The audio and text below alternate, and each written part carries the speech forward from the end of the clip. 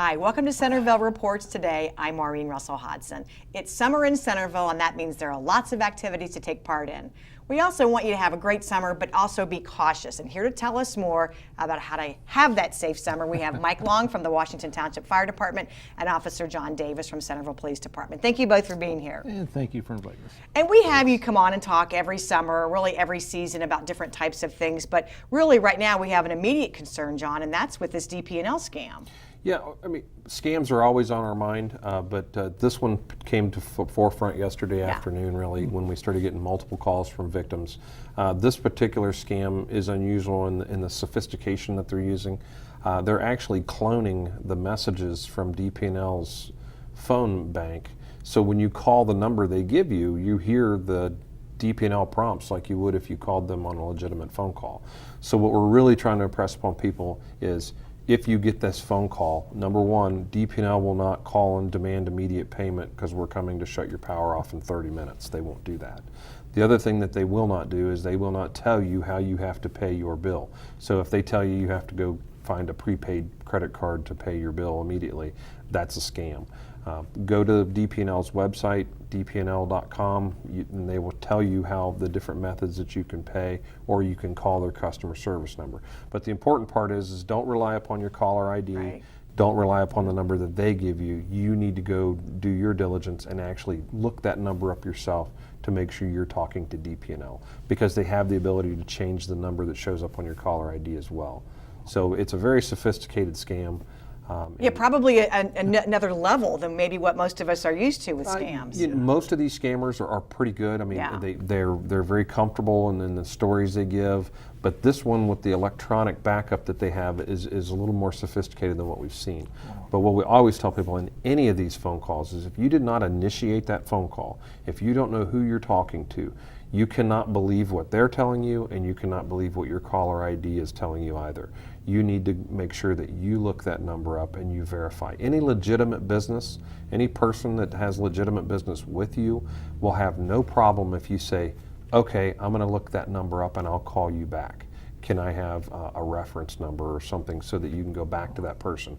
But don't take their information, get your own. Mm-hmm. And don't give any information over the phone to that caller. Absolutely not. You don't give out account information, you don't give anything, credit cards, you don't want to give any personal information out about yourself until you verify who you're talking to. Okay, and if you get one of these calls, again, even though the caller ID shows something that may look like a professional business, you're not going to give any money to that caller, but should you call then the police and let you know that you think you just got a scam phone call? Well, that's a tough one, because there's so many of these phone calls out there, and we've done a pretty good job of alerting the public as to what to do. Okay. I would tell you that if you are a victim, if you give them information or if you give them money, definitely we want that phone call. A lot of times, people call and say, hey, I feel like I should tell you this. It helps to an extent, but there's really, unfortunately, at the local level and even at a state level, it's hard for us to actually track these things. They're manipulating the phone lines. We can't find the origin of the call even. And most of the time they're coming from overseas. So by the time we go through all the court orders to track back, we're finding, they're in, Eastern Europe or something. So it's difficult. But certainly give us a call, and if there's something we can do, we will. But understand that there's a lot of difficulties in the technology behind it. Yeah, and be careful when you get those. So again, you can go to our website, which is centervilleohio.gov. We have information that Officer Davis sent out. That's on there. But again, just be careful when you get those phone calls asking for money. Moving on to summer safety, step 2. Yeah, we're Americana Festival is coming up. It is. Big part of the festival is fireworks. A big part of anybody's 4th of July celebration seems to be fireworks, which I know for you, Mike, is a dangerous subject. It is. Well, there are ways to do fireworks safely, and that's what it really comes down to. And it's not really fireworks. The only thing really legal in the state of Ohio is something that snaps, crackles, and pops, unless it's a professional show. So fireworks are not legal in your backyard. That's right. They're not. And then, I know you can purchase them in the state of Ohio, but you also have to take them out of the state of Ohio if, in fact, they're what you can't legally use. Still not something I like, but we're working on the language. But until then, if you buy something, please, if it's illegal, take it out of the state and use it. And keep, if you're using snap, crackles, and pops, which is what's really legal in the state of Ohio. Use it safely. Sparklers, use it safely. Sparklers burn at 1,200 degrees. Yeah. It's, I mean, just a little piece of metal that we hand to our kids and let them run around the yard. You know, just do it with, supervision. When they're done, put the metal rods in water. Don't just throw them on the grass because they'll step on them. It's all about safety. It's all about thinking, using your head, reading what you purchased, reading the label of what you purchased. And when it comes to the big show, that's what the 4th of July is about. Right. That's what we're doing. That's why we spend the money. We put on a very professional show. And trust me, even the professional shows can have problems. But we keep our fingers crossed and hope everything goes well. But it's going to be a good show. We're looking forward to it. This is my 20th year back in the field watching these fireworks, so I kind of want this one to go off pretty well, and we're hoping it goes extremely well. And that's what fireworks is about. Just be safe. That's what it's all about. So on July 4th, don't do your own little show. Come to the Centerville High School Stadium. Entertainment starts at 8 with Ticket to Ride, which is a Beatles tribute band, and then at 10 o'clock the fireworks go off. As you said, it's a professional show. It's synchronized to music. It's a great family atmosphere and a good way to end your 4th of July. Exactly. Okay.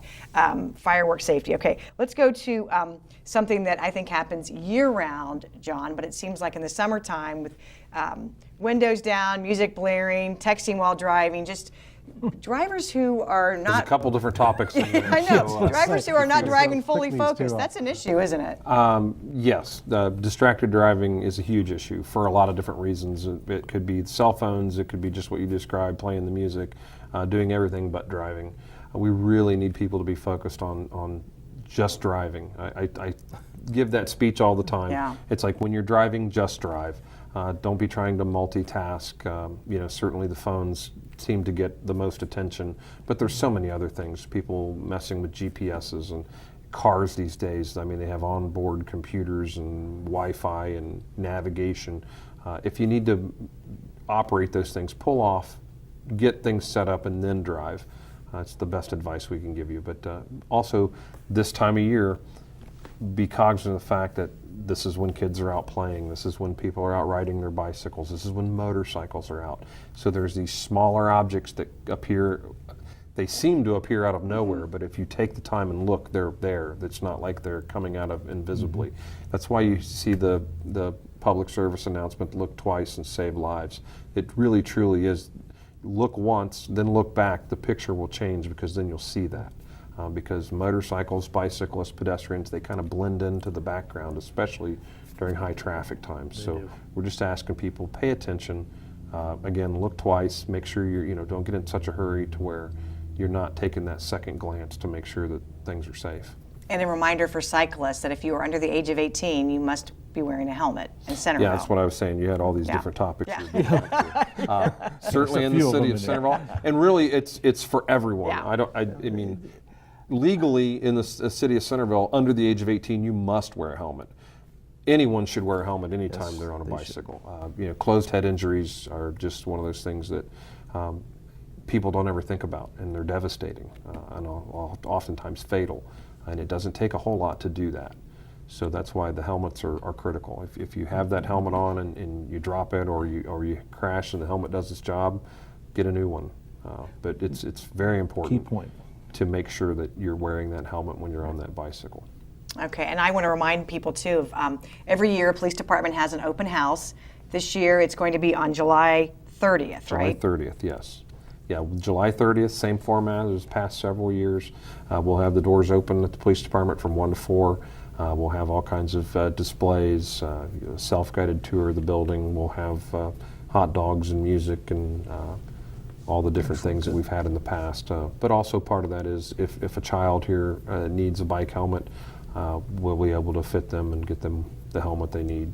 Because that's really, we don't want a barrier. We don't want a child not to be able to ride their bike in the city of Centerville if they can't get a helmet. Yep. So we have those, and the city council has been very good about making sure I have the funds I need to keep those on hand so that we don't keep a kid from riding their bike because of the ordinance. And that's a very fun event. Again, it's the police open house on July 30th. It's from 1 to 4, 1 to 4 at the at the Centerville police Police department. Department. Let's talk about outside grilling because, Okay. gosh, why not? Or open fires. Everybody likes to grill this Everybody time likes of to year. grill. Everybody likes to have a little bonfire. You know, and it is perfectly legal as long as it's 2 foot by 2 foot by 2 foot. The key thing that I can say to anybody is please talk to your neighbors. So if the smoke is offensive, you know, you don't have any surprises. Talk to your neighbors, even invite them if you want. But it seems like the biggest problem that I have most of the time can be rectified by a simple phone call or a visit to your neighbors to say, hey, look, I'm grilling. If it is offensive, try to work out a schedule. But as long as you follow the rules, 2 foot by 2 foot by 2 foot, have a fire extinguisher or a water hose close by, and it's attended, and you put it out, make sure the coals are out when you're done. It can all be done safely. Again, everybody likes to barbecue this time of year, and I certainly don't want to tell anybody they can't, but sometimes we do have to when they don't follow the rules. Bonfires are not legal. Okay. So anything over 2 foot by 2 foot by 2 foot is illegal. And that's in the state of Ohio. It's just not Centerville, Washington Township. It's statewide. So this recreational fire is a Ohio Fire Code regulation. It's not something that we have. So just be safe. And if you have any questions, you know, by all means, give us a call on that. But again, most people most of the problems can be taken care of. If not, then we get to bring law enforcement with us on the second time, and then we try to be a little bit more forceful. And that's not what we want to do. Nobody wants to ruin their summer by, having a police department, a fire department there because they're grilling illegally. So. All right. Oh, you And can I always think call first. I think the key there is it's recreational. Recreational. You cannot be burning debris from your yard in your fire pit Clean if you wood. have one. It has to be clean wood. Clean wood. A lot of the complaints we receive is that, my neighbor cut this tree down and he's systematically burning it in his fire pit day after day after day. It has to be attended. It has to be recreational. Right. You can't just every day go out and burn debris in your yard. Most of the problems it's come very right after the windstorm, right after a big storm, Which we just had. which we just had. So there'll be people out taking their leaves, and which you can't do. It has to be clean seasoned wood. That's a good point. Leaves especially. The embers start floating, and the And the next thing you smoke, know, the irritating. It's wrapped with poison ivy, and that smell gets in the air. So yeah, it's just don't do that. It's clean seasoned wood. So best to call before you do that. 433-3083 would be the fire Or department. 433-7644 to let our dispatchers know that you're having a recreational fire. That way they're aware of it. So if somebody does drive by the street, sees smoke in the backyard, and calls us, we can say there's a recreational fire in the Okay, backyard. so you can just call We know dispatch that. and let Sure, them know. 433-7644 is the number to call.